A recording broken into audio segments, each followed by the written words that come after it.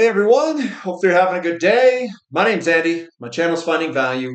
Today we're going to do our daily technical analysis, updated commodities, work our way through the dollar yields, commodities, ETFs, and other stuff that I follow.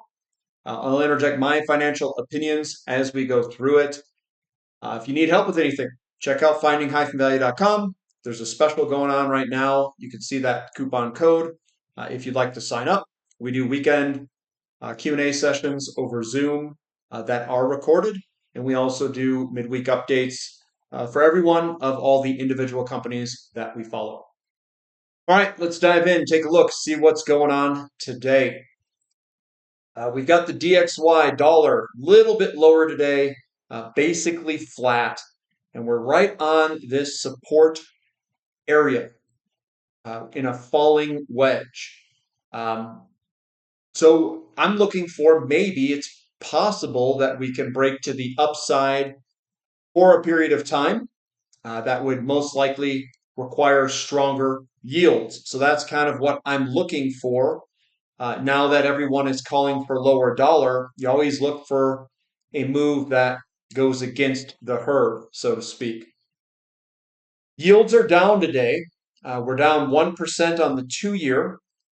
And we're still in this pattern or downtrend line squeezing up between support, which is the blue line, and white, which is resistance. So that's still squeezing up, and I do think it has the potential to break out to the upside. And I gain that opinion also from looking at the long end of the curve.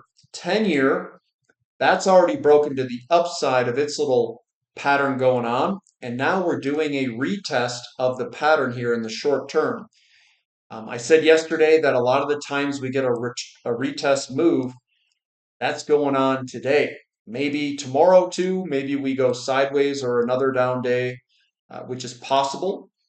But we're doing the return retest move.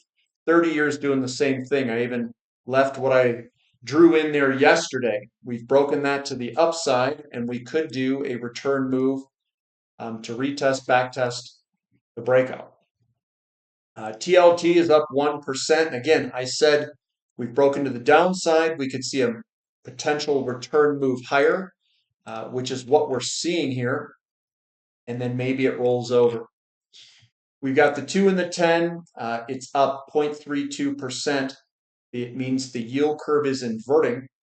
And we're at that resistance line in that general location. TYX TNX ratio is up a little bit.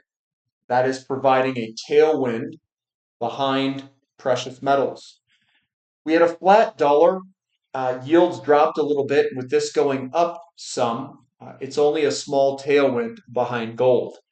Gold's up $6 an ounce. We're at that support location. We'll see if we hold and start to work higher or if we get a breakdown to the downside.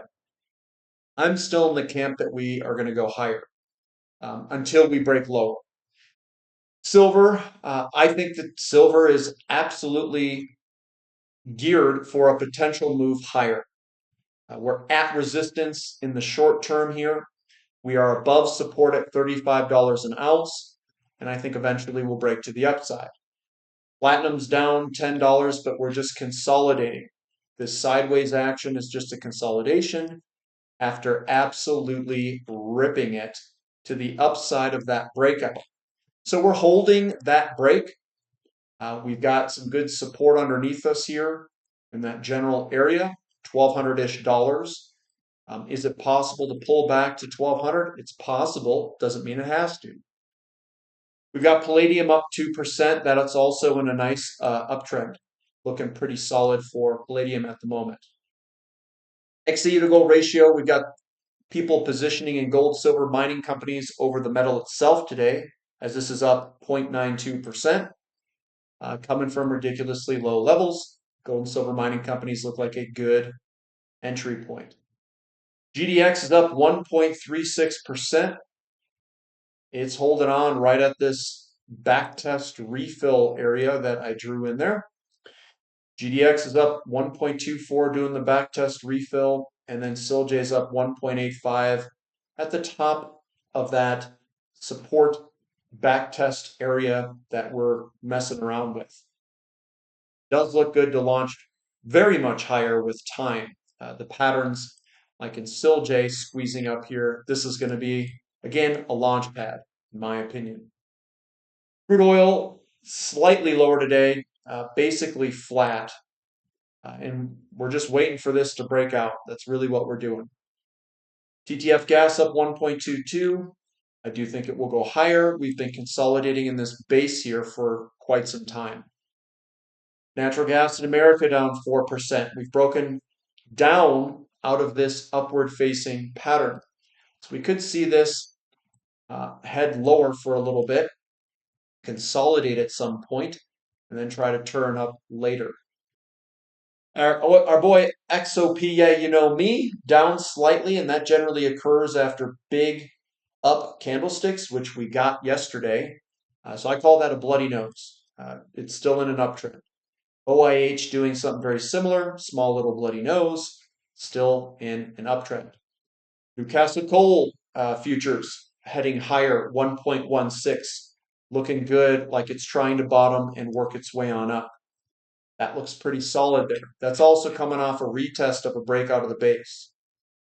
Sprott Uranium Trust, we're back at that spot where we're doing a retest. We get a breakout, we get a retest. This is where I generally buy for retests. And then we break higher with time. The uranium futures pricing, again, maybe we've got a little bit more to go to the downside of filling this gap that we created. So maybe we have a little bit lower to 72-ish. I think it was what, $72 flat. URA, the equities selling off, but we're not selling hugely. There's not gigantic red candlesticks. This screams bullish to me to go higher. So yeah, we break out of these big consolidations, then we consolidate, and then we break higher again. Sprott Physical Uranium Trust did the same thing. If you guys want to see an example, this is your basin here. You get a big break, it runs, and then you consolidate, and then we break and run again. And we're in a break and run again. That's why we're sitting on top of this pattern about to go higher. So URA is doing the same thing. We break out of this consolidation. We could consolidate for a little bit, and then it's off to the races again.